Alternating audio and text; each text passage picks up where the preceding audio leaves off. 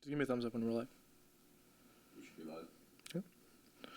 live. Hello, welcome in. So let's go ahead and get into patch 25.04. On the chopping block, we have Hui, Callista, Kog'Maw, and Lulu, and for whatever reason, Warwick. Pantheon must have Riot on his payroll because how the fuck did he not get nerfed? Last time I saw something being dominated in 3 positions, I was sitting in a chair facing my hotel bed. As far as the buffs, we see some buffs to Ashe Echo, Gangplank, Jace, Nautilus, and Scion, as well as Teemo and Yasuo. So some good news if you've been hard stuck since the Obama era, because you just got a stimulus check. Let's go ahead and head over to Pro Play. This weekend, we saw the first few representatives for the Split 1 inaugural international first stand decided. Over in Korea, Hanwha Life beat Genji in a very close 3-2, winning a Game 5 in typical Hanwha fashion. And they put Genji on the next flight to Cancun. Switching over to the second best region in the world, no, not China, I'm talking about North America, we saw the number 1 seed 100 Thieves take on TL in the LTA Split 1 Grand Finals. But the only thing grand about that series was the fact that I was able to make my dinner reservation after, since TL 3 out 100 Thieves. Even though it was relatively unconvincing, it just felt like TL was a better team on the day. A lot of it was due to incredible performances from Yon and Core JJ. Now, when we head over to the LCP, which was, it's a merger between Taiwan, the oceanic scene, as well as Japan, we saw Flying Oysters take the win over Talon, formerly known as PSG Talon. So good news for FlyQuest, they won't be able to... Oh, I guess FlyQuest won't be participating in this international. Anyways, that's all we have for the news. I'm going to see you guys after a really short intermission.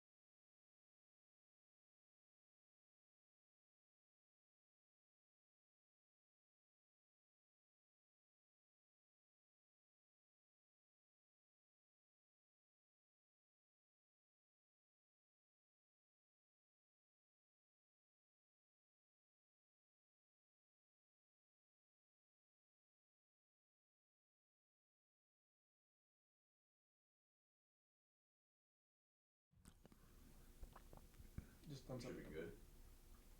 Should be good. Yep. Thumbs up. We're live right now. Yeah. All right. So, welcome back. We're joined by the one and only Raz. So, would you like to formally introduce yourself? Yep, my name is Raz. I am the current analyst for the LTA. God, I was that close. I knew you were about I to was say LTA. so close. I was so close. Oh, that's me. I'm the voice of God.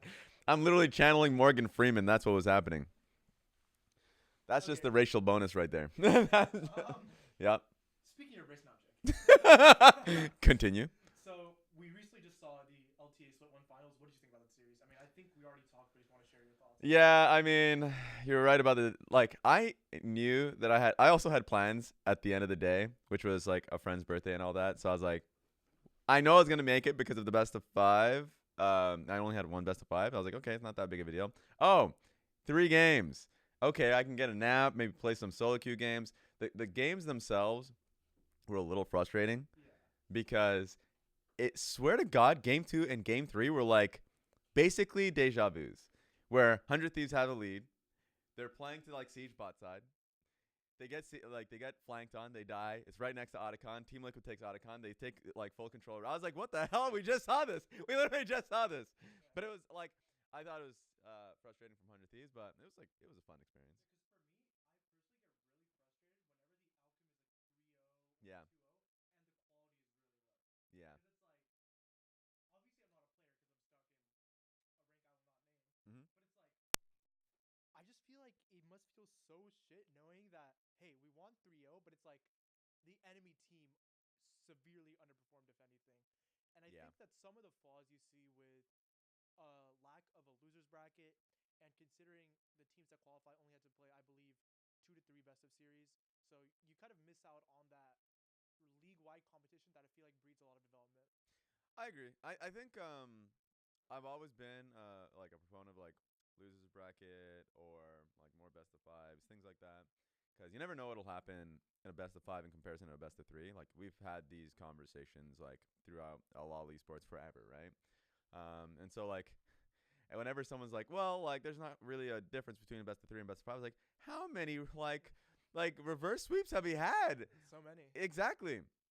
So yeah, I just like I don't buy those conversations. That being said, like I do think that Team Liquid like proved themselves to be the best team.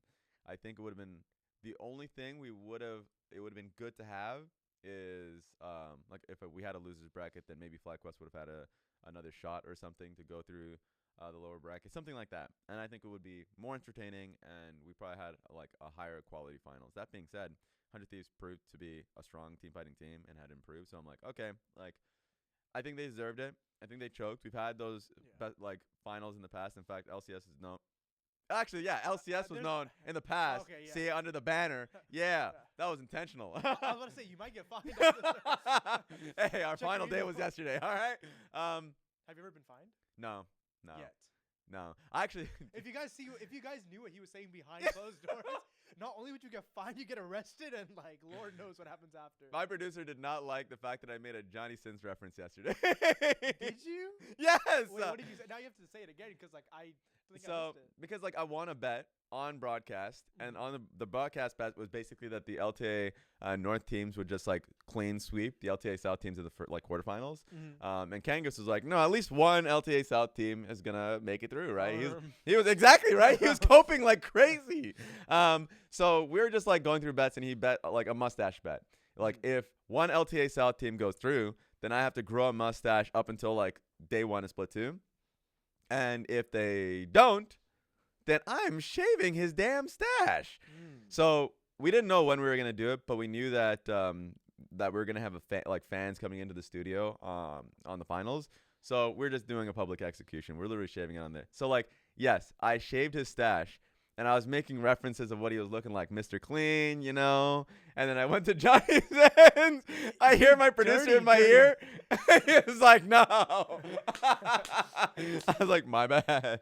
Speaking of public execution, there was a little bit of controversy surrounding the 100 Thieves FlyQuest series, and I think, granted, as you mentioned, you're an analyst, but you've also previously done some casting. So I wanted to ask you a little bit about what goes into the role of casting, because I think as a fan, it's really hard to understand what the day-to-day looks like and where the priorities are. So I guess my question to you is, where's a priority on storytelling Yeah. versus what's currently happening? I feel like it's a balance for sure. Storytelling is pretty important. A lot of the times it's really important prior to the series. Like for me, if I come into a day or throughout the week, if I know what my assignment's going to be, I'll put in a lot of time of like, what's the most important story for the teams, for the players, what the stakes are involved. So like then stats comes into play. I was like, okay, how many times had these teams faced off against each other? So like see if it's like an actual rivalry, but if it's like never happened, then damn, that's doomed. Let's see the stats on like the players. So like you go into everything coming in. Most of the time I use like barely half of my, actual prep. A lot of the reasons for it is because either you don't get an opportunity, especially for teams like 100 Thieves, if they're way too like bloody. And I came in from the LPL and I recognized like half the league is going to be super bloody. So you need to answer the second half of your question, you lay in the story, but then when the game starts playing out, and if there's a lot of story within the game, like it's a lot of action, a lot of team fighting, a lot of dives, lane swaps, something that's happening that's important, you have to follow the game. And then once you know the direction of the game, then you can start weaving in storytelling a little bit. So it's like it's like give and take. I think one of my biggest weaknesses growing into commentary and being an analyst, like early on in my career, was basically storytelling within the game or storytelling on the analyst desk, because I came in from like being an analyst and coach where I'm like, I just care about the game. And then I realized that people do care heavily about the story. And then when I was like on the analyst desk and stuff in the past, I was like, oh, someone else is blowing me away at being able to tell a team story. And I had to highly prioritize that. So I went in a roundabout way of saying very important. Yeah. I mean, you mentioned that you had a weakness early on, and I'm very curious as to what resources there are for people in the casting space, because I feel like it's a very uncharted path. You kind of either you cast tier 2 and find your way into tier 1 eventually, but I feel like there isn't much development. What resources have you personally used that there are in terms of just improving my craft specifically? Yeah, for me, I think it's really important to look through your own VODs, understand your own strengths and weaknesses, especially I think both are equally important. And then for me, I charted out my short-term, mid-term, long-term goals. The reason why I started doing that and like refining that a lot was when I was in Australia with the LPL broadcast, my higher up, my boss at the time, was Spawn. And he had like a really rigid idea, like planning stage of like how to improve your craft. So I think knowing yourself is very important. And then checking yourself is important. So a lot of the times when I was coming up was like, I was just booking one-on-one meetings with like other casters. The people that I booked meetings with were like, for instance, Quickshot, or because at the time I was in either Australia or I was in China. So I was like, it's good booking meetings with the people around me, but then it's good like booking meetings with people like who are really good in their craft, but don't have eyes on your work. So then they're coming in with a fresh set of eyes. So really important to like basically do VOD reviews on your own, and then do VOD reviews with other people, and then follow your own progression. Because oh my God, the people that I have seen, or I myself have checked my own goals, and I'd be like, oh, these are my short-term goals. But then after a week, I'm like, oh, I didn't really follow that. Something else distracted me. Like I had one game where something else happened, and I felt like I had a new weakness. And then, or I just had a bad moment and I veered off of that goal. So, I think it's good to have some self-awareness, basically. So if you're doing the LPL broadcast, why the fuck were you in Australia? Dude, okay, look. At that time, they had made it so the Oceanic, like Riot Oceania, was in control of the English broadcast, and you can cast it remotely. So they had the studio and everything already for the Australian broadcast. Was it nice? For the OPL. It was nice. It was nice. But the problem was, because the OPL was happening and the LPL was happening at basically the same time, we had to go to a new studio in Australia. So they found like this studio, I swear to God, in Chinatown in Sydney.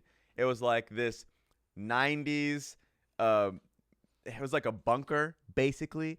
I swear to God, it was in this random building in Chinatown. It was like an old studio that we had basically refurbished. There were so many tech problems, so I felt bad for the tech people from Riot Oceania and my producers, because they had like long nights. And too much information, but there was a washroom nearby that had a plaque right next to it that said it was like a restored historic washroom. And then if you go inside, because for whatever reason we're proud of that, it was disgusting.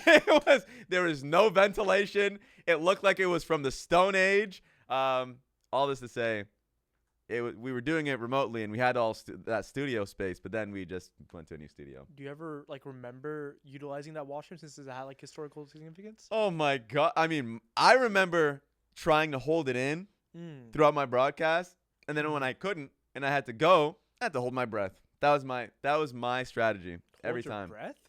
Yes, otherwise I'm gonna smell ass. I just said that place had no ventilation. I thought you meant like you'd stay on broadcast and hold your breath. No, I know. I was like, well, how does that work? No. Okay, that makes a lot more sense. Yeah, my co-caster just had nasty ass breath. No, Yeah, just don't speak. Just look at this camera. Speak. Yeah. So I guess now you've been in multiple places: China, Australia, and now America. You vehemently don't want to go to Europe.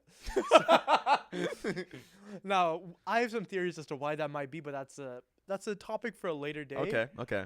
What is your best story from Australia specifically? Because Oceania is just a league that I feel like not many people got to see and witness. So Yeah. God, I think there are a lot of great stories. We were right next to it's like a harbor. I don't remember what the harbor was. Australia is beautiful. I think the small stories I would get that were just so funny would be like, dude, they have their own kind of banter. I remember like first day coming in, and then I got taken out to like a breakfast place, and the waiter, I think I was trying to tip him. He was just giving me some sass. I was like, Jesus, what the hell? I'm just trying to give you for money. tipping? Yes, like. So he knew you were trying to tip. And he knew I was trying to tip, and he did not care for it. And he gave me the sass back, like Australian sass. I was like, okay, never mind. I recognize the guy's pretty comfortable. But no, I don't know of a specific story, only because I think it's just my interactions with Australians. They're just funny. Oh, I know now. So I was told, like, when I was first like coming into Riot Oceania, he's like, oh, do you drink? I was like, yeah, sometimes, right? He's like, good, because we're basically borderline alcoholics here. And so there was a place nearby called the Peg Leg. It is like a pirate-themed bar right next to the studio and to the office. I swear to God, the moment people clocked out, they went straight to the bar and like got fucked up. And like the place, I swear, there were like maybe 3 people that I know specifically. Spawn might be one of them. That was like paying that damn bar's bills because he was keeping the lights on and everything. Yes, he was. I mean, Raz and pegging do go hand in hand. Oh, hell no. I will say right now, this lollipop, it's known for supports just digestive health. Mm-hmm. That's not the first time your internal organs were reorganized, brother. That's all I'm saying. Oh, you got jokes now? Yeah, I do. Oh, okay. I was listening to your last segment, brother. What was your favorite part of the last segment? About how you're, facing the hotel room with 3 holes, something like that. Am I the funniest person you know? No. Oh, who's funnier than me? Me. Funnier looking, perhaps. What about me is funnier looking, brother? I barely see the fact that you have shorts on. I have shorts on. I have bigger legs than you and bigger arms. Oh, my ass. Okay, look. Bigger legs. Maybe that's fat. I don't know what it is. Oh, we're going there. Yeah, I think we are. Okay. I think we are. Okay, Barrento. Yeah, that's my name. What's bad about it? Is that a racist connotation? Is that too unique of a name for you? I play the 5th. Okay. I'll take a sip of my Olipop. Me too. I'll also take a sip of my lollipop. Okay. It's nice. What's the flavor of yours? Ridge Rush. It's like Mountain Dew. I thought flavor was basic bitch for the person who's drinking it. Basic ass. You're not funny. Like, just leave the comedy to please. Like, genuinely, please. Like, please. Like, holy fuck, stick to League of Legends. I just love ripping into people. I don't know why. That's what makes shit funny. Bro, I'm always the fucking butt of the jokes. Like, yeah, you are. You've seen what Curry says to me. All the time. Like, you do not help yourself out because I know your podcast name, ALT F4. That's what it seems like anytime you go into an ARAM lobby, every teammate wants to Alt F4. I really like playing Nunu and ARAM. Yeah. And I took a screenshot of my recently played Nunu ARAM games. Yeah. I want you to guess how many deaths I average a game on Nunu and ARAM. Ooh, how much? I'll say 10. It has to be. No, the 10 is too small. 13. How much is it? 18.6. Oh my God. You are ill. You are ill. You are literally a terrorist on the Rift. You need to be stopped. 18.6. No wonder. I swear, by the way, that birthday that I went to yesterday, I went with Curry, and he was just talking about your Nunu. He was talking about it. I mean, I'm unforgettable, I'd say, personally. He would agree. He would Yeah, agree. I'm traumatized, that man. He told me if I ever play Nunu or Karthus again, he's blocking me and kicking me from the Discord. Karthus, you're supposed to end. But like, no, but the thing is, usually in Aram, when you're playing Karthus and you're supposed to clear the wave. Yeah. I just open YouTube. I go No back. way. I don't clear the wave, nothing. I just go back to what I was watching. I can't believe this. Like, I play Karthus how most people play Yumi, I feel like. People make the jokes about, oh, I'm watching Netflix. I'm unironically watching Netflix or YouTube on my second monitor when I'm playing Karthus. This is insane. Yeah. This is insane. I will out you on this one because I remember a day we were on Discord. Okay. And we were talking about playing a game or something. You were Okay. like, oh, bet, I'll play. I was like, oh, okay, what? It seems like you're in ARAM right now. I was like, yeah, but I'll get out quick. Mhm. You were in an ARAM with Curry, and I swear to God, you were intentionally feeding to get out as soon as possible. No. I swear to God, that's what you were doing. Listen, on your life, I've never inted. On God, you did that day. I swear. I'm agnostic. God is frowning at me right now. I don't believe in God. I was a witness. There are people in that Discord was a witness. Oh, wait, I remember this. There it I is! remember this. Yes! I actually remember this. Yes. Okay, but like, that's low-key real to know, like, running it down so you can get, like, I'm being respectful of your time. What? Not his time. I don't give a fuck about his time. Bro, he's a fucking player agent in the off. He was literally in season. That That's guy true. wakes up at 3 p.m. in season. 4 p.m. actually. Like, he wakes up when I eat dinner. Like, what the Yeah. fuck? So, anyways, getting back into the game. Okay, go. Let's Will you back be out. going back? Will you be going to first stand? This one I'm not sure. I don't know just yet. Mm-hmm. But I would love to go to Korea. I think it's a beautiful place. How many times have you been there? God, twice actually. Only twice? Okay, yeah, because I thought it was only once. That was the last time for Worlds. Yeah. But beforehand it was like Rift Rivals. I forgot about that tournament completely. Oh my god, that was like Yeah. 2018, 19, something like that. Yeah, it was really nice. I was like, oh my God, the places around this place. I enjoyed it quite a bit. I kind of miss Rift Rivals, honestly. Same. Look, North America and Europe ruined Rift Rivals for everybody. They ruined international events for How so? everybody because they said that event was a clown show. Meanwhile, it was like a race war between LPL and LCK. It gets serious. It was serious. Like, it gets serious. There were people who were ducking like competition because they didn't want to be ashamed. Like they didn't want to lose and like be ashamed throughout the like regular Country, season. yeah. Exactly. And then there were people like, oh my God, it was insane. Every time you saw a shot of like the coaches room and you see all of like the 4 like LPL Chinese coaches like banding together to like get a win, just trying to scrape a victory. That was the one in China. The one that was happening in Korea, yeah, Korea won that one. So the trip back for the Chinese teams and coaches They had wasn't to a great swim. one. Yeah, they had to swim. They're not getting on the fucking flight. It was insane. I love that event so much. And then when I was hearing across the pond, I was like, everyone hated it from North America and Europe. I was like, please, guys, I feel like please. they're always complaining about some shit. Like, oh, solo queue sucks, so we give them Champions queue. Oh, Champions queue Oh, sucks. Oh, fuck. Your region just sucks. I mean, my We all region suck. now we all just suck. I'm a part of the region. I have to admit, it's just ass. Like, and I also feel like not only Rift Rivals, but also All Stars was so fun to watch. Yes. Like, I went back and watched a lot of the 1v1s on YouTube, and it was just watching Uzi interact with Bjergsen, because let's be real, Uzi and Bjergsen probably won't meet in a match outside of groups usually. Yeah. But no, that's not Bjergsen's fault. Yeah. Bjergsen's amazing. Bjergsen's a GOAT. Yeah. The teams around him, or like, you know, the NA teams in general. I mean, how many times? It feels like NA's biggest feat is making semis. Yeah. That's like low-key corny as fuck. Which Like, it is what it is, man. It is Yeah. what it is. This, like, honestly, that's Europe's future too. As great as we loved Europe's history, I especially mean, that's their in future and 2019. their history too. I mean, the past few years they've kind of been. True. Yeah. That's true. But I loved All Stars. I did. Like, I was a part of All Stars. I think it was like, I want to say 2019. Mm-hmm. It's either 2019 or 2018, and I enjoyed the hell out of it. It was like in Vegas. Oh, the Vegas one. Yeah, I got to remember see like MLXG. That was awesome. Got to Mhm. see a lot of people, and I was like, damn, this place is crazy. And also just like 1v1s. Like at first when you think there's gonna be 1v1s, you're like, I don't know how it's gonna be. that. Mhm. And then you see how much people actually, like the players care about it, Mhm. and they're trying different strategies, and you're Mhm. booing the hell out of people that are trying to go for first turret or like 100 CS. Yeah, And I no, was like, literally. I enjoyed that. Because in LPL they actually do 1v1s for, I believe it's side selection. Yeah. And oh my god, whenever I see someone Like one pick I see very often is Poppy, Yeah. and they just wait until level 6 to knock the person out of the field. And That's I'm like, crazy. You're so corny. Like That's a ban right there. I'm trying to remember who did it most recently. I can't remember off the top of my head, but I remember it was Rookie playing Zed, Yeah. and Rookie was playing against. I don't remember. I can't remember They either. were playing Poppy, and I'm like, this guy is going full armor. Yeah. Like, oh yeah. we will boil you when you get back to the fucking team house. 100%. Like, 100%. I think the introduction of the concept was super cool, but when people start caring way too much about winning, it kind of takes the fun out of it. It does. It really does. And it's like, I guess that's the point. That's the Mhm. purpose. If you actually tie it to something significant like side selection, Mhm. you were like, okay, we're gonna guarantee a win. We're Mhm. playing as rancid as possible, like the people out there who are going exhausted, like ARAMs or something. It's like, Yeah. okay, all right, that's who you want to be. That's fine. Or the people. I don't know why I just changed the conversation like this, but Mhm.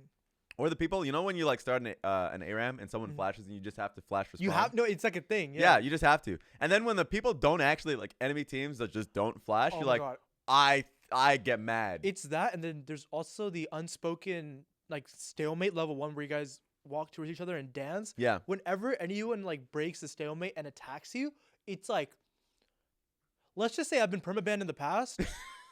Sometimes I feel like going back to my old ways. Yeah. Like, yeah. No, like, and then they're like, oh, just maybe don't get hit by the skill shot next time. Like, I don't know, maybe just don't be dropped as a kid next time. Like, Yeah. Oh, by the way, I think it was a while ago, but someone I was in voice comms with, on the same team with, disrespected that rule. I was like, what are you doing? No, like I will cut someone off if we get into champ select. Yeah. And I see an exhaust. Look, I think the acceptable sums are Snowball and Ghost are Yeah. like the two biggest ones. I like taking Cleanse if I'm playing an 80 carry because Yeah. sometimes it's so hard to play. Barrier and Heal are like cringe, but whatever. Ignites, whatever. Yeah. But yo, if we get into game and I see a fucking exhaust, Yeah. I'm unfriendly. I'll probably AFK the game in protest. Yep. Like 1000%. it is. It's also funny because obviously it's not written that you can't do it, but I think it's just a collective rule. You don't take exhaust. Yeah. You don't like if someone flashes, you respect flash. Like there's just so many like. There's got to be like an addendum to the rule though, because even though I'm Yeah. saying all this stuff, we've been a part of ARAM groups where it's like you get 5 losses in a row. Yeah. And in those losses, you've seen people like teams going like double exhaust or triple exhaust. Yeah. And you're like, I'll do anything for a win. I'm going to go exhaust. Like under those circumstances, I think it's fine. Yeah. You feel bad when the enemy team in your next game like just has no exhaust and you're the one with exhaust, but it's like you get whittled down to a point. So that's where I Yeah. give the exception, you know? Do you ever run out of loss? Yeah, I used to not. And then I started joining some groups where I have no faith in this team. Which groups would that be? Well, I refuse to speak. I Do refuse these to groups speak. involve me? Look, some of our lobbies we have some A teams, right? Yeah. Like if it's like Curry, you, like Revenge, like if we have that team, like I believe in the victory. Yeah. But if like some teams, like Mobby sometimes is the GOAT. Yes. Other times he's running it down. And if I see in like the last 3 games, that's the team, I'm like, no guys, I'm retiring. It's over. Like, or I'm like Kevin Durant, I'm going to the next team. And you know it's funny if Raz doesn't want to fucking play because you were like jobless as fuck once you're not like the whole day. If you're not at LCS, you just do literally nothing. I do nothing. Sometimes I remember having a conversation with somebody who's like, "Oh, I'll ask like, what have you done today?" And they'll go through like their list, like, I did this, I went outside, like I went shopping, and they're like, what about you? I'm like, I woke up kind of late. yeah, I mean, Uber eat some food. I just don't remember what I do because half the times, like if I don't remember, I'll be like, oh, I was on my bed literally going through like reels or something. Yeah. You'll send it to me. Yes. So yeah, it's not good. Or I'll just play League and I'll not remember it, but it's mostly because I'm like taking losses, something like that. So you're right about that, sadly. Yeah. So That's the first time probably. I mean, I see you sometimes go to the gym. Do you have any other hobbies? Would you say? Hobbies that I have? Yeah, I mean, I know you play basketball too. Sometimes you mentioned. But True. I think playing basketball is one thing. I like jogging. I used to be better about Really? just like running. Yeah, I was like for a while. I was part of the cross country in like Terry Fox Junior High. But for a while it's like What 2 the weeks. fuck is that? Cross country? No, Terry Fox Junior High. Oh, it's Where like the fuck? it's in Calgary. Terry Fox is a legend. Terry You're from Fox Calgary? is a yes. I am so sorry to hear that. What do you? No, I'm actually, joking. I fair knew that. I enough. knew that. I knew that. No, actually, like, okay, I hate on Calgary too sometimes. There is nothing there in that I city. have one other friend who I don't know if they're from Calgary or near Calgary. Yeah, But they're like, yo, this place sucks. Like, It I hate does. it so much. it actually does. Because it's like an oil city. It's like a business city. So if you go Mhm. downtown, there's literally nothing there. Every summer, there's like constant construction because it's like the roads were effed up from the fact that during the winter, it just like ice froze over and cooked the roads. Mhm. So it's like, it's just, there's nothing there. There is nothing there. Funny enough, there are so many like basically LCS pros that lived in Calgary. Like there's obviously, I think it was Licorice. I'm pretty sure it was Licorice. Oh, he's Canadian. That's Yeah. right. Yeah. Odd one was, Odd one was like Calgarian. Mm-hmm. There are a few people that I know, but I can't remember. Obviously, Odd one's brother. Like there's a few people that were from Calgary, and there's a reason for that. Because if you don't play winter sports and you're going through like the 4 or 5 months of that, you're playing games. Like, I'm sorry, I'm staying home. I'm not doing anything. And even if it's summer, what the hell do I have to do? Like, all I'm saying is that sometimes I'm Ethiopian. I'll have cousins coming over from like Ethiopia or whatever. Mm-hmm. And if they're coming through the winter, it's cooked, man. You have to renew, like, you're living through hell. It's fine. You now know what snow is. I'm apologizing. But during the summer, once again, I'm apologizing because there's nothing to do in the city. You're staying home. That's basically what's happening. Coming from Ethiopia and seeing snow in Tim Hortons has to be like a culture shock. It actually is. Like that is. It just is. That is such a leap. We just have to have like winter jackets ready Mm-hmm. because like they're gonna be shocked. Some, of course, like for the most part, they'll know. But like my mom's from like a farm village, basically. Mm-hmm. In Ethiopia or in Ethiopia. Oh, okay. So like some of the cousins just have no idea. Like they have no clue what Canada looks like. In fact, my parents did not know or expect Canada at all when they came to the country. Like the few things that they were surprised about, Halloween, they thought, oh my God, the devil, like. Why is there a guy with a mask on my porch? Yeah. What the They fuck just looked outside and they were horrified. It was like Shaitan, like the devil No, was on their literally. doorstep. They were horrified. So that was one. Winter was another. You know, like I don't know if you know this, the cardinal rule of like if you are freezing, if you are cold, Mm-hmm. don't try and warm yourself up with boiling water or hot water. Yeah. With hot water. You will, yeah. Yeah. My dad learned that the hard way. My dad cooked his hands by just like immediately coming in and just going in hot water. That's why he's like telling me all the time not to do it. I was like, of course, I'm born in this. Yeah. Yeah. So there's a few things. Also, Canada, when they took them in, put them in Saskatchewan. I don't know if you know where Saskatchewan is. I was about to ask. I have no idea about Canadian geography. So where is Calgary? Is it on the west coast? Calgary's on West Coast. Okay. It's in Alberta, which is like right next to British Columbia. Because like Okay. if people don't know Canada, they only know like Vancouver and Toronto. Yeah, literally. That's literally it. So it's closer to Vancouver. Okay, I was about to ask. Yeah. Like Toronto's east, like near New York, and then Vancouver is like near Seattle. so- Exactly. And Yeah. Saskatchewan, think of it as the bumfuck Midwest. It is Oh. just like what is it, Idaho or Ohio, something like that. But except it is just straight up snowing, freezing. It's prairie land, so it's like boiling hot and dry during the summers, and then it's freezing cold during the winters.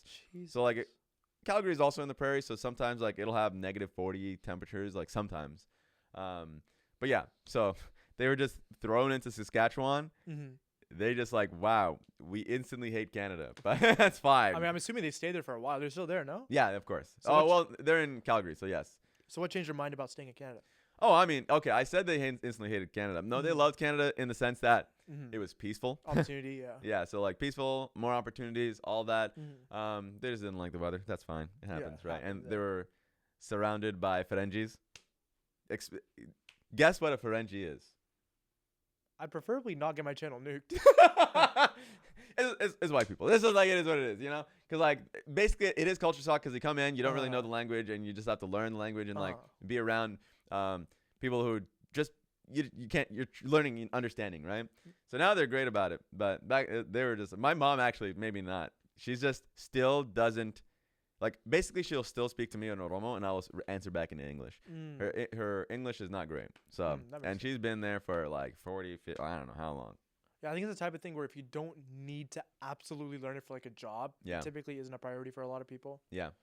So with MSI being in, I believe, Vancouver, are you excited to kind of go home? Yeah, I love Vancouver. Yeah. Vancouver is a beautiful city.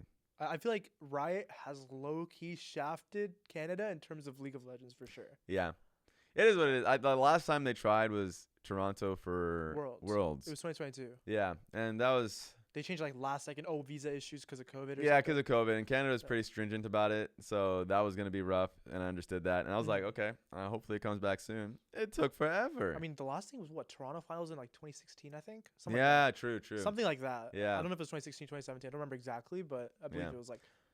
So we're going on almost a decade. Like, True. I mean, thank God it's that's coming back. crazy. And I'm not gonna lie, Canadian fans kind of better. Look, when it was in Toronto, that Mhm. shit banged. I might go back and watch it It'll be Like- it's fun. because I feel like one of the issues that people talk about is fans kind of aging out. So I'm trying to think about how most of the people who went to that Toronto finals might not even go to this Vancouver one because it's just it's like a decade later. Like, for example, let's say you were like 18 when you went to the Toronto finals. You're 28 now. Like, Yeah. Do you still care about league? Probably not. I think they'll care. I think they'll go only because nothing is coming up there, man. Yeah, I mean, you got to take the opportunity. You got any chance you can get. I remember there was like, oh god, it wasn't an Evo. It was like it was like a random fighting game tournament that was coming up in Calgary, and I was beating myself up because I was just going through like a university class of the day. And it's like I could not get off for that, but I knew it was not coming back. I was like, damn, especially in Calgary. No one cares about Calgary. If they're making a tour up north, they're going to Vancouver or Toronto, and they're barely doing that. Yeah.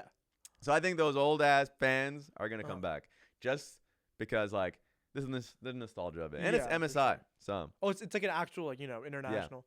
I mean, those things are always pretty hard to get tickets to, though, honestly. Yeah. With, like, the scalpers and stuff. That's true.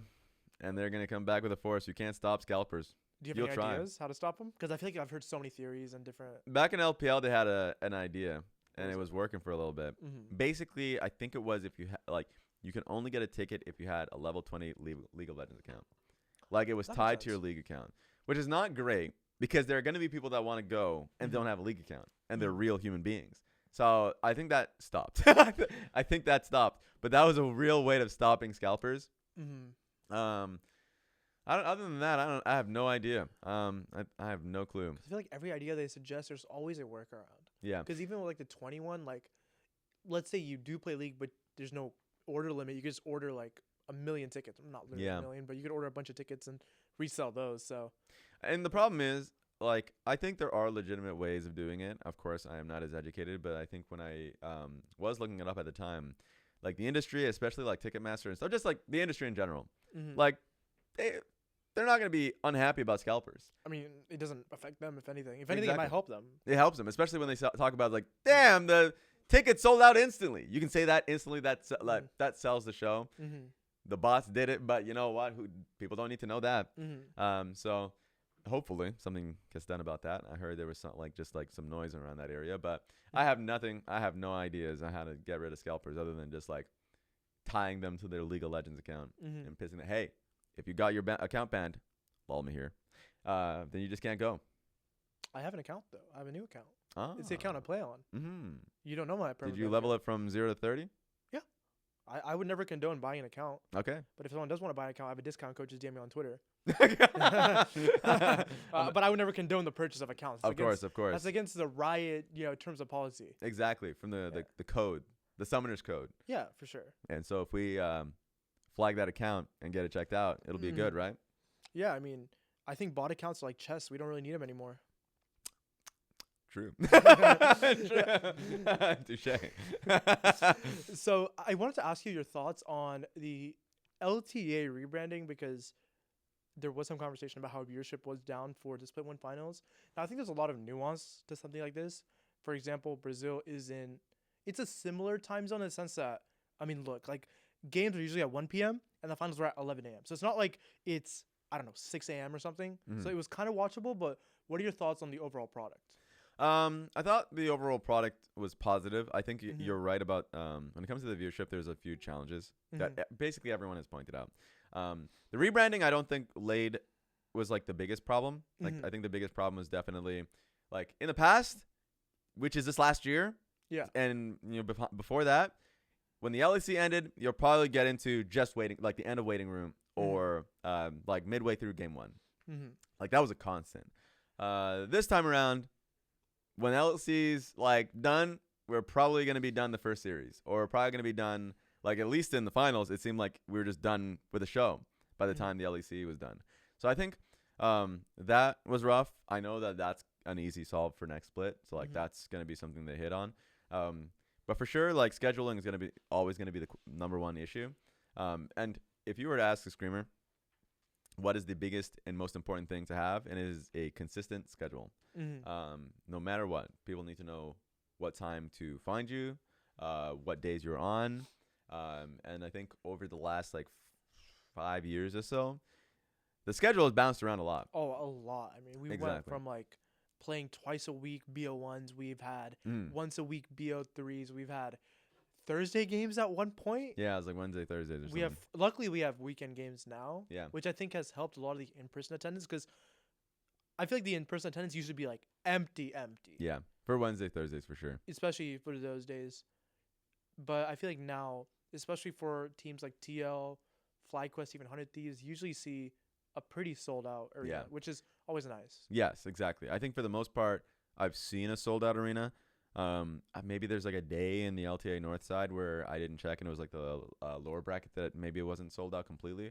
But Mhm. you're right. And I think from that perspective, for people coming in person, like I didn't expect the watch party to be full Really? because I'm just looking at myself and I was like, would I go to a watch party if the event itself was happening in a different country? Probably not. Probably not. Like I'm a lazy piece of shit. Like I'm going to stay home even if I was right next door. Yeah. But it Yeah.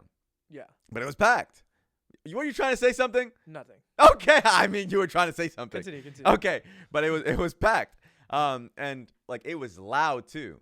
So I was like, damn. So we have people who are here that are excited. I think the product itself, like the content that we're doing, is really good.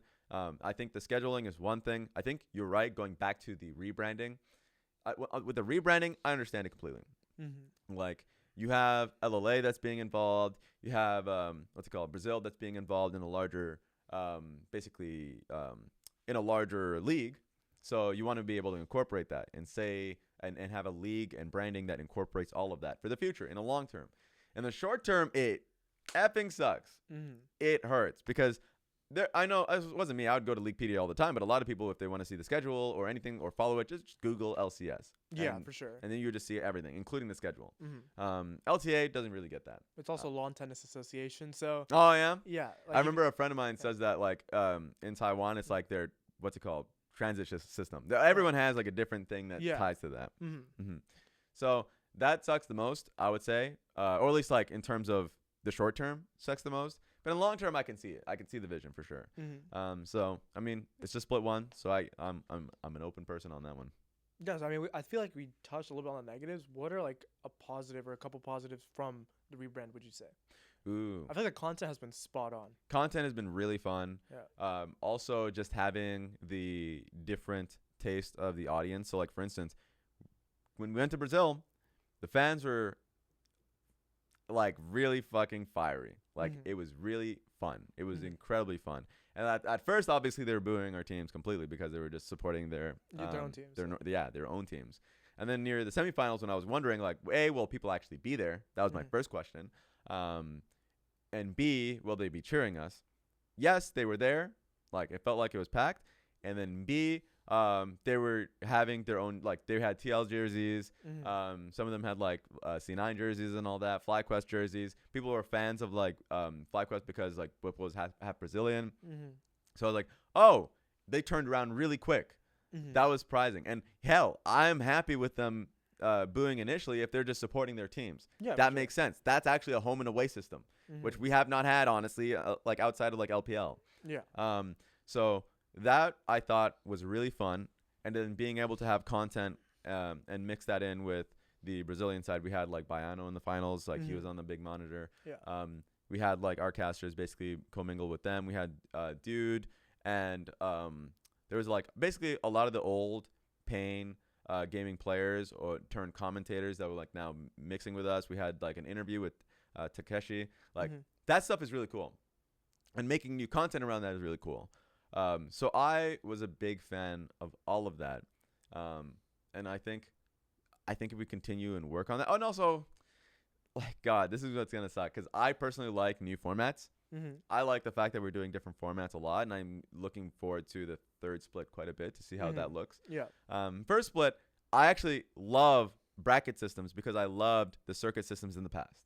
Like, I remember growing up on, like, IPLs, MLGs. And I was like, this is close as we kind of can get to it. Yeah. And then, of course, like, it kind of got mired down by, like, the best of fives and, like, no losers bracket in the end. But I liked the losers bracket at the beginning. So I was like, I kind of liked that. And I wished that was more frequent. But we have 3 splits. So, you know, we're never really going to get close to that. So those are the things that I loved. Yeah, I mean. What about you? What did I love about the LTA? Yeah. Just like a few things. So personally, Mm-hmm. I feel like the overall attitude has changed a lot because I've been a fan since 2016. Mm-hmm. And I think when I first became a fan, obviously we'd see a lot of the players streaming. But between, I want to say, 2021 to 2022, 2023, none of them would ever stream. Yeah. I feel like now the overall attitude has changed a lot. Obviously, we have co-streamers, former pros like Doublelift and Pobelter who are very active in the community. Yeah. But I feel like the overall attitude has really changed where it's like, obviously, I think no matter what game you enjoy, you're going to be in the kind of vocal minority, kind of the outcasts Yeah. of society. But I think now there's just so many people who are involved with League for different reasons. I mean, Toast being a big one. True. Even recently, you have Ludwig and Moist Critical. So I think the overall attitude around League specifically has changed because it used to be like, oh, you play League? Now it's like, oh, you play League. Like, I've had so many friends who I've been trying to get them on League for years. Like, yo, let's Yeah. play. And they're like, ew, never. But almost all my friends who said they never would open League have been on League Yeah. in the past few months. I think the attitude has been really good. And some of it's obviously not directly Riot doing it, more so the community. I think that's one thing I really like. I also really like some of the changes they've made to the fan experience, like the whole fan walk they do outside. Oh, true. I think that's really enjoyable. Yeah. I think the meet and greets were already pretty standard. That's always really cool. Yeah. And I also think that we've seen a lot more orgs do a better job at social media. Yeah. And there's always room for improvement, but I think the two best orgs are coincidentally also some of the best teams. TL and FlyQuest, I think, are really good about it. Yeah. 100 Thieves is pretty entertaining. And then other orgs have their moments where they're pretty spot on. That's true, actually, because I remember, man, when you were social media for one of the orgs, I think it was IMT, they were just, you were putting out some ass It's been content. almost 2 years. It's kind of funny. For those who don't know, I did intern at Immortals as a social media intern. And my contract started in late June, ended in August. I'm not under NDA, so I can talk about all this. Nice. There was a time, it was specifically in August, because I remember I got a really ominous message from Raz. I'm at home, back home in Texas. I'm chilling. I think I was literally playing Valorant or something. Yes. And I get a message, hey, Mahir, do you still run the IMT account, or when did your contract end with IMT, or something like that, where Yeah. he was basically asking me if I still was at IMT. I'm like, oh, my contract ended on this day. I'm no longer there. And he's like, good, because this tweet fucking sucked. And I was like, oh my God. I wanted to flame the hell out of that tweet. And I was like, is this a Mahir tweet? I wanted to share a story specifically. I'm not going to say any names. Yes. I went through so much effort. I came up with this one really funny tweet. So basically what I was going to do is, this was when Revenge was on EG. And Revenge previously played on IMT for, I believe, a couple years. Yeah.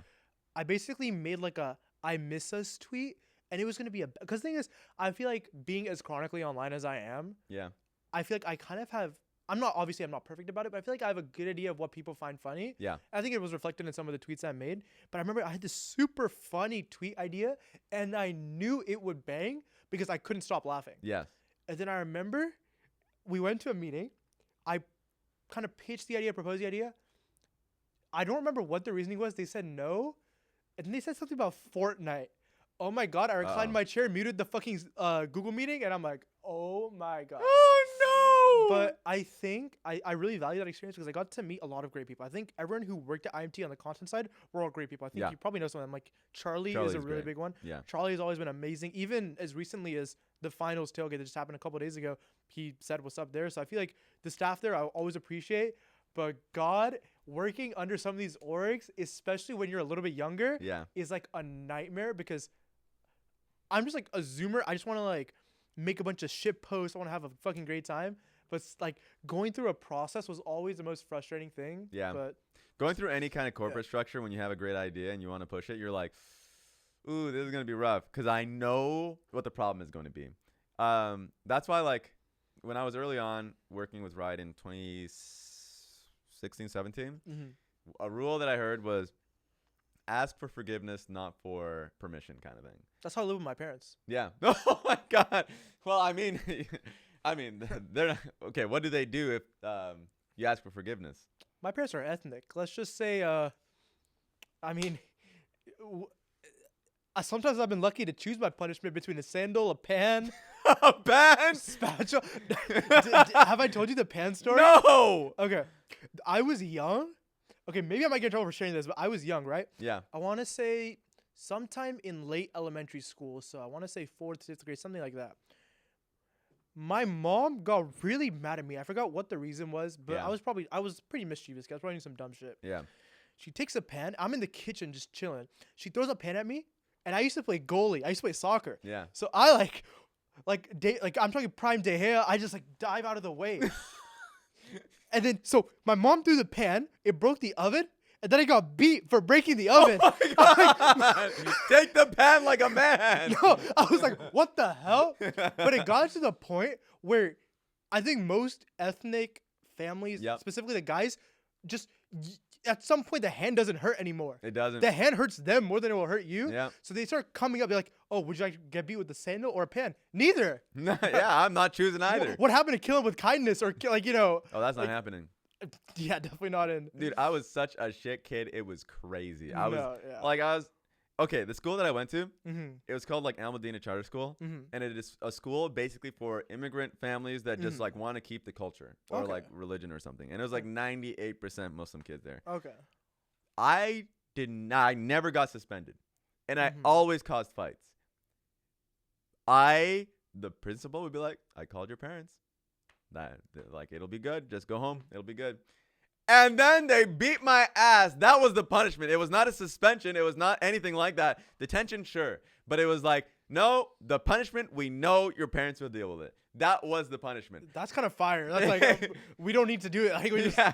like, that's crazy. We know they'll handle it. And so it was a constant because I feel like my parents kind of had fun with it, man. They were like, Oh, for sure. I don't know Yes. why they had that much fun. They do it with a smile on their face. They I'm do. crying. I'll be like watching TV in the living room and I hear the front door open and close and then nothing being said. I'm like, Oh my God. I used to be able to recognize my parents by the sound of their footsteps. yeah. My dad had heavier footsteps and my mom had lighter footsteps. And my mom would, when she was pissed, she would come up the stairs Uh-oh. with like a certain kind of, Yeah. almost like a tempo. Yeah. Oh my God. If I heard that tempo, motherfucker, run, hide. Like acting like you're asleep works like maybe a quarter of the time.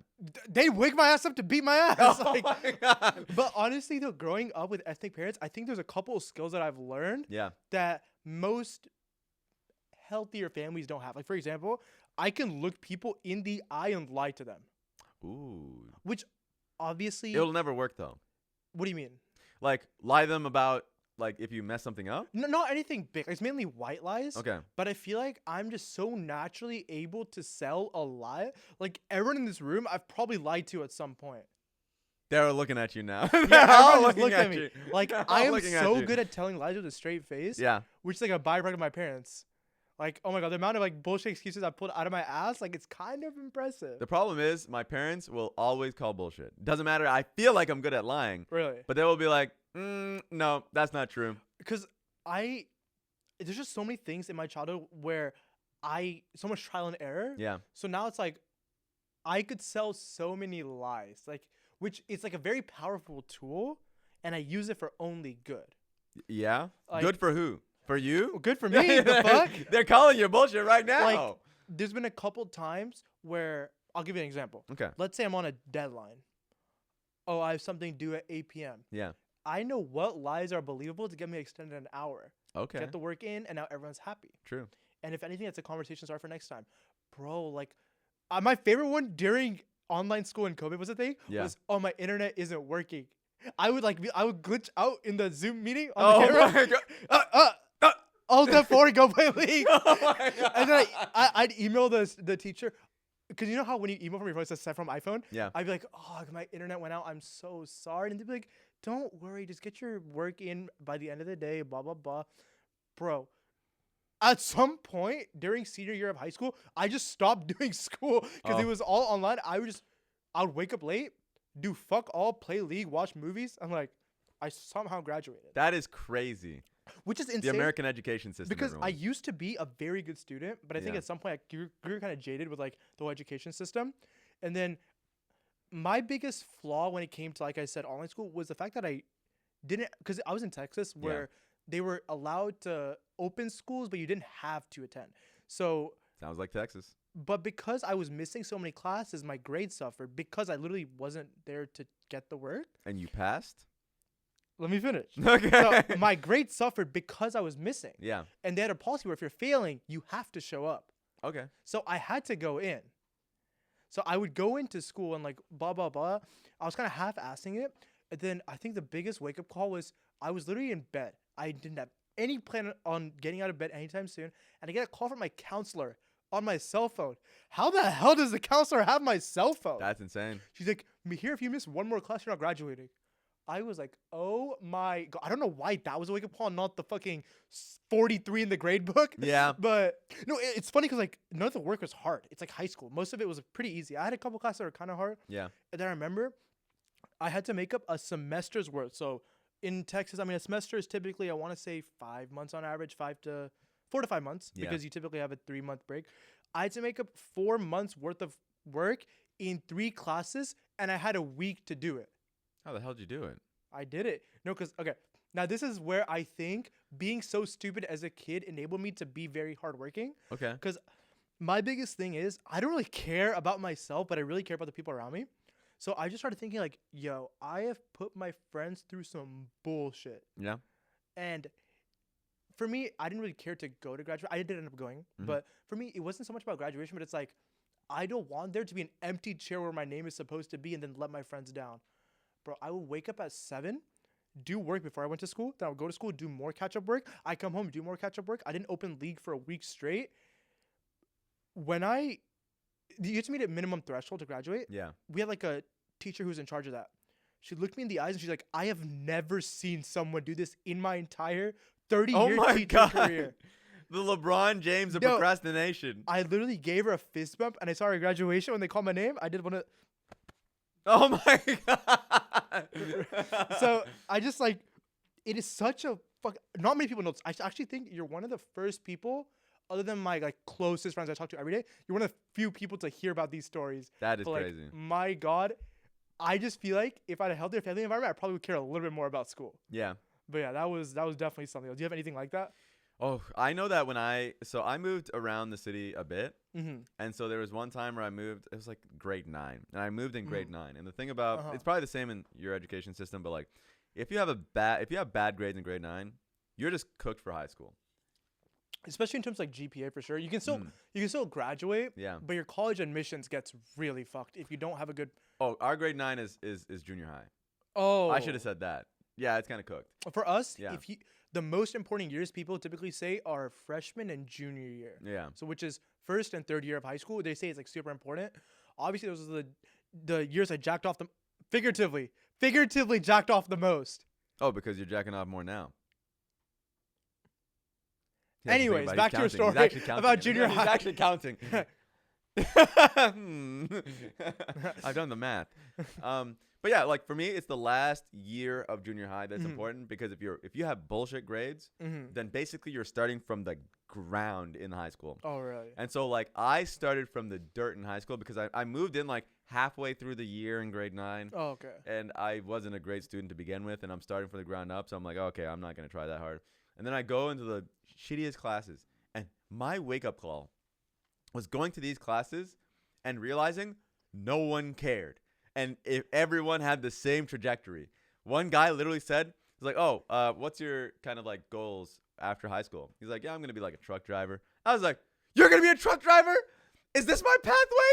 Is this what I'm going to do? Everyone else was like, and these are like my friend groups. So like if they know me now, like one of them I know is for sure might be in prison. Like they were talking about like, oh yeah, I'm going to be a truck driver. It's like, oh, I'm just going to work my family job. Like they Mhm. own a farm and stuff like that. They did not give a damn about school. Mhm. And I was like, oh, I'm here with the bums. Yeah, I need to leave. there are bums among us. Like, Yes. there are some serious. So I like asked the teachers, I swear to God on day 1, I was like, how do I get to the best classes? Please tell me how do I get to the best classes? And that man was like jaded probably because he was like, best classes? You Like- wouldn't be here if you were. yeah. It's like, what do you mean? Like, you just have to like get good grades here, I guess. So I was like, okay, I'm on it. Mhm. I would pass my courses. I would have like above 80 or something, above 90. And then I would have to, I swear to God, every summer was not to myself. I had to go to summer school every damn summer. And I was so mad. So like by the end of my high school time, yes, I got into all of the best classes except for like the special classes in math where it's like, okay, I think you qualify for some special classes for sure. oh brother, you are already in a special class and I know it. Like, Yeah. looking at you. Anyways, Funny enough, I was actually they had a program called Gifted and Talented for really smart students. yeah, It was very selective. Like I'm talking top 1% of the entire city. yeah. I was in Gifted and Talented growing up, so I was like You know, no one believes you, right? This is the white lie that you're telling. I can go back and get my grade. Like this is something I will stand on. I will go back to Texas and get my fucking report cards, And what are they basing it off of? bro. No, because you have to take like an entrance exam. I actually failed the entrance exam the first time I took it, and the second Yeah. time I aced it. Okay. I never had below a 98 until high school. Ah. I was like, I'm not joking. I used to be so smart, And then I league think hit you. I think being smart was my downfall because I'm like, yo, I'm too smart for this shit. And then we got to geometry and had to do proofs, Yeah. and I'm like, oh my fucking god, I'm gonna struggle to find a proof of income in the fucking future. Like, my god, geometry kicked my ass. But Same with like math. I was great when it came to social studies because my Perfect, yeah, me family was too. like political. So Mhm. like every time I'd come downstairs, like the news was on. So I was good with social studies. I was good with English. How would I be bad at English? I would be mad at people who are bad at English. you courses. speak the language. Yes, man. What are you doing? Like- Like when someone who is like literally an immigrant coming in and they like barely spoke the language is like doing well in that class, and some guy who was like born here, like 10 generations from here. His name is Jonathan Smith. Failing the class, brother, you are failing your entire generation. Go your talk to your lineage. mom and pass the class. Like, Yes, please. like, So yeah, I ended up like going through every summer school, and then I Mhm. swear to God, like people were worrying about getting 100 credits because that's what it took to like graduate. mhm. I got like 150, like Okay. because I went to every summer school. It was impossible for me to not get the credits. Mhm. So that was the thing. It was fine. The last year of my high school, I knew they were gonna tear my high school down because it was like right in the way of a train system. It was called Oh. Ernest Manning. If anyone in Calgary knows Ernest Manning High School, yes, I don't think anyone in Calgary has fucking Twitch.tv installed. that's so- fair enough. Look, they're all bums over there. Just kidding, except for my family and some Yeah. people selectively. Yeah. But yes, like they were just gonna tear down the school because they wanted to build a train station there, Mhm. and then just rebuild the school somewhere else. Mhm. So they stopped caring about the school. Literally the last year I was there, they Mhm. were like not rebuilding. Like if the what's it called, the fountain was broken, they're Mhm. not rebuilding the fountain. Like that shit was getting hood-like. Mhm. So I left, and they had like maybe 2 years left. And my younger sister was was going to that school. She was like, yeah, that was the most bum ass school because they did not want to do anything to fix it. So Yeah. it is what it is.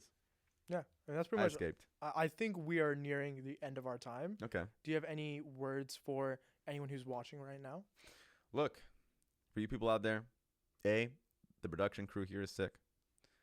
I'm not really gonna say. They're behind the camera. Not Yeah, me. they're behind the camera. I know I'm like good looking, but they're over there. No, the production crew that's off camera. They're amazing people. They put in about like 99.9% of the work. Yeah, I just show up. and Show up with a drink in hand. Mahir does put in a lot. I think the content Mahir does constantly and like the ideas that Mahir like tries to push is amazing. So like stuff like this, ALT+F4 podcast. This is episode 1. Tune into episode 2. They're obviously gonna have like pretty bad guests, but you know what? They're not gonna be as good as me. It is what it is. I understand it. But that's gonna be on Mahir to carry that podcast. Mm-hmm. How you feel about the next one? You don't even know who your guest is, I'm sure. I'm actually in the process of locking that in. Yeah. Because I was gonna talk to some of the players that got eliminated from. What do we even call just crossplay? Like what It's is like it called? LTA North. Wait, are you gonna do it from the LTA North side? Or? Yeah. So it's Yeah. gonna be it's based in LA. So I need to talk to people who Mhm. are in LA. Yeah. But I mean, with TL going to Korea for first stand, Yeah. I now can interview anyone from like 100 Thieves, FlyQuest, C9. Ooh. Obviously, I'm gonna give them some time to kind of get over getting eliminated because that sucks. No matter how serious it is, it always feels bad to get eliminated. Especially, I think for a team like FlyQuest, who I'm pretty sure they should have. They definitely feel like they should be going to Korea right now. Mhm. So, I mean, I think it would probably be between TL or FlyQuest, but yeah, any Mhm. guess you get, look, they're not going to be as handsome, maybe a lot more talented at the game as Mhm. me and maybe as you. Yeah. But yeah, that'll be fun. So continue putting in the content and the Mhm. work. You're doing great work. thank you. Good stuff. All right, that's pretty much it. I'll see you guys next time. I don't know if we probably have some new follows, so thank you all. Did my laptop just die? Yeah, I did. This is not This scripted is at some all. hood ass. I'll see you guys later. Take it easy. Peace.